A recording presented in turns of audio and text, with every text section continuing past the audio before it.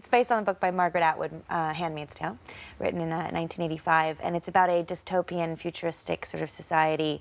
At the time, that's what it was about. Now it's actually a present dystopian society about a right-wing sort of fundamentalist group that takes over the government and turns all the fertile women into what they call handmaids. It's a nightmare scenario. It actually, is. Isn't It's not a good scene. Yeah, it's one of those books that I feel I should have read. I've probably got. And it's not too late. It's okay. Yeah. Just watch the TV program. You don't have to do the book. Did you know the book? Did you know the story?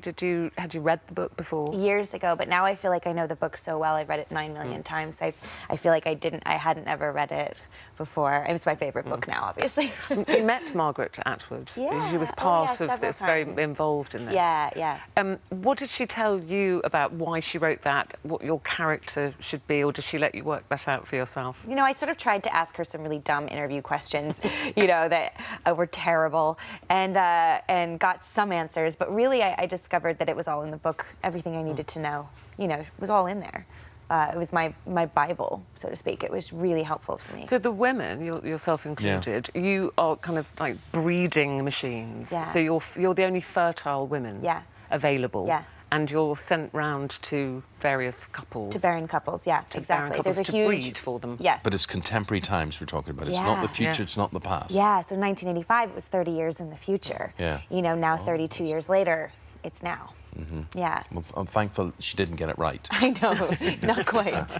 We're not there yet. Not there yet. Now, you're here in London. You live in New York normally. Yeah. And you find yourself filming all over the place, don't you? I do. Yeah. I do. Last year I spent 6 months in Sydney doing the second season of Top of the Lake, and then I spent 6 months in Canada shooting this. So that was shot in Canada? Yeah, standing in for Massachusetts. So you had to be an Australian in Canada? Yeah. Standing in for Massachusetts? No, Australian in Sydney. Sydney? Yes. Oh, right. Right. Try to keep it straight. Can you do the Australian accent okay? Was that all right? I think I did okay, yeah. Yeah? I think so. It'll be up to everyone. I did okay the first time, so the second time I think it's maybe, hopefully, a little better.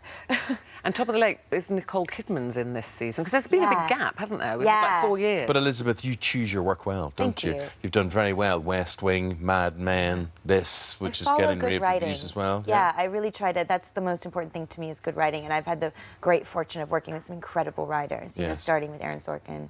Well, this is why we sit here. We're attracted. It's the writing that attracts us, isn't it, Ollie? It's the writing all day on this. You wanted to be a ballet dancer, didn't you? Yeah. So why did that stop and the acting started then? Because what made you change your mind? When I was 15, I decided I could give up ballet, but I couldn't give up acting. And that was it. It was really kind of simple.